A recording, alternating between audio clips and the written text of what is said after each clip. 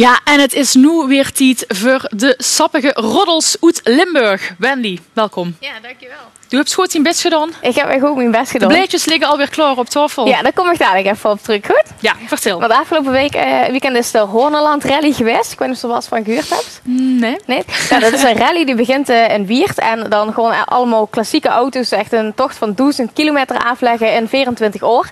Ja, en degene die dat het beste en het snelste heeft gedaan. Die komt als winnaar de route. Zien we al een paar verschillende categorieën waar ze in kan winnen. Maar ja, bij deze Peter Stoks en Ad van der Werf, die hebben het gewonnen. Dus even feliciteren natuurlijk. Ja, ze hebben goed hun best gedaan. En dat werd dus met een speciale kaart gedaan. Hè? Met een Michelin-kaart is dat. En dat is, ja, dat is een oudere kaart. En ja, ondertussen veranderen de wegen natuurlijk en alles. Dus het is af en toe een verrassing wat ze tegengeest komen. Want ik kan best zien dat er op de kaart staat dat ze een bepaalde weg inkent. En ja, dat gaat dus niet. Omdat maar ze weten vooraf al waar ze heen moeten. Ja, ze weten wel hun parcours, want ze moeten dus ook stempels en alles ophalen natuurlijk. Maar ja, om op die plek te komen, want ja, er wordt natuurlijk wel voor gezorgd dat het een beetje een uitdagende rit is en niet alleen maar autosnelweg is, zeg maar.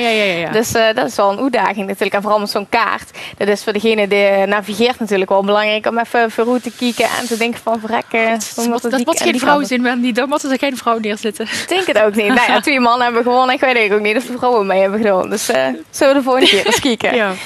Nou, en verder de musical Droomvlucht. Ik heb het er al dikker over gehad. Daar spelen Doris Bato, Maastricht en Manouk Pluis uit Bunde in. Ja. Nou, wegens succes is er nog een week extra achteraan geplakt. Dus het is nu tot en met 9 maart, dus tot en met het paasweekend, is het te zien. En ja, wat misschien ook nog leuk is, ze komt niet uit Limburg, wat we weten weer, dat moet ik even zeggen, is dat hoofdrolspeelster. Die speelt dus het meisje Lila. Die sluit nou ook mee aan The Voice Kids. En de komende vrijdag kan ze dus zien of ze ook nog in de finale komt. Oké, ja, en hier achter zich zien we Manouk. Manouk, ja. Het Limburgse trots wat er in meedoet. Ja, leuk. En ja, nog meer Limburgse talenten. Ik kan binnenkort gezien weer op het Solar Festival hier in Ermung. En ja, dat is een festival waar dus niet alleen muziek te zien is, maar ook theater. Dus eigenlijk alle kunstvormen zijn er te zien. En nou roept Solar samen met de Stichting Popmuziek Limburg jongeren op om ja, zelf creatieve filmpjes te maken. Maakt niet uit wat ze doen. Als het kunstzinnig is, beeldhouden, cabaret, maakt niet uit. Als ze maar een leuk filmpje instuurt. En degene die dus eigenlijk de leukste filmpjes maken, die maken kans om door op het speciale Solar Tube podium te komen. Ja, om dan door live om door gewoon hun eigen performance nog eens te doen.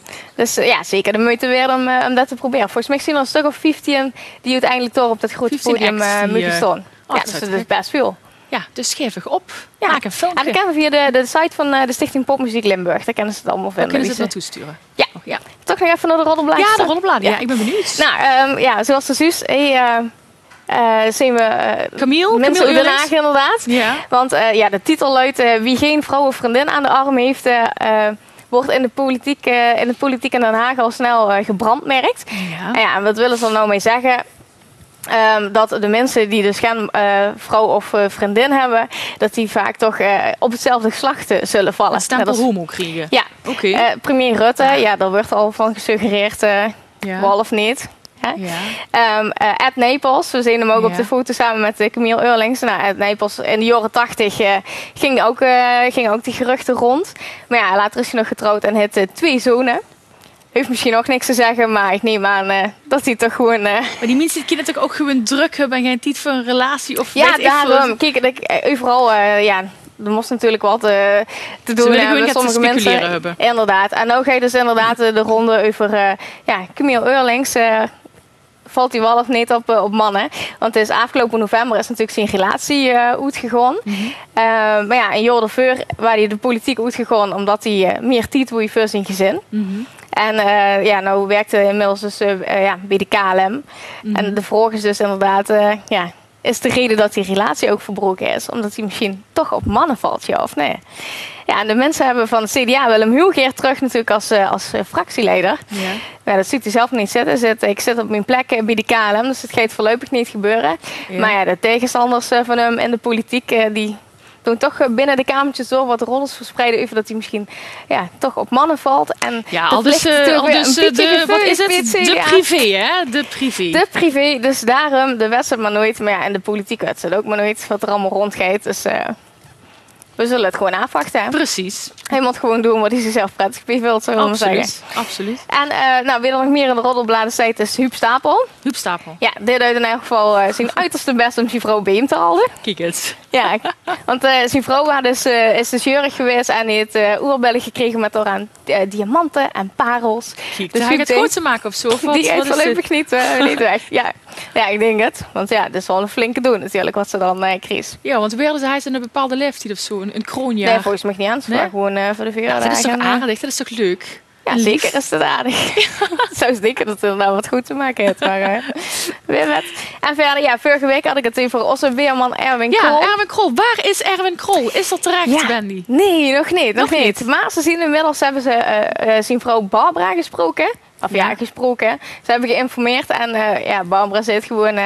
op dit moment is hij ook absoluut niet bereikbaar. Er is geen contact met hem te krijgen, zeg maar. Ze zelf zal vast wel contact met hem hebben, maar niet voor de boetewereld. Ja. En ook wie buren is geïnformeerd, of die misschien meer weten. En ze weten waarschijnlijk wel meer, maar ze vertellen het gewoon niet. En weer een andere buurman die heeft dan weer het gerucht dat hij misschien ziek is. En dus opgenomen is in het ziekenhuis. Okay. Dus alles staat nog open. We blijven het volgen in elk geval. We weten het nog steeds niet. Waar die is. Nou, spannend. Ja. En als laatste heb ik nog de grauwe klauwier. De grauwe klauwier? Ja. Wat is dat? Oh, hier. Is dit hem? De grauwe klauwier. Wat is er met? Nou, die is 30 jaar lang weg geweest uit de pil. En nu is ze weer terug. Ja. En wat hoe is het er geweest? Weten we wel waar hij is geweest? Nou, dat komt gewoon omdat het leefklimaat was niet meer zo goed. Want er kwam veel meer landbouw bij, insectenbestrijding, daar leefde die ook van. De droogte heeft meegespeeld. En ook die overwinter dan weer in Afrika. Ja, en als het toch een stuk droger is en de kregen ze niks, komt het natuurlijk ook niet meer zo goed terug. En nou is hij weer gespot in elk geval. En het aparte hier aan is dat hij zijn prooien dus aan prikkeldraden hangt, zeg maar. Of aan struiken met dorens. Daar hangt er de prooi aan? Ja. Splet aan het ding. En dan bewaart hij hem door tot hij hem uiteindelijk opgegeten. Oh, echt? Dus mocht ze ergens van die biers zien hangen, dan zit waarschijnlijk dus van de grauwe klauwier ook in de buurt. Ja. Nou, in 2009 is er een paardje gespot. Ja. En afgelopen jaar al 4. Dus het gaat echt de goede kant op. Het gaat goed met de grauwe klauwier. Yes. Nou, op naar de pil, zou ik zeggen. Gerust. Dankjewel, Wendy.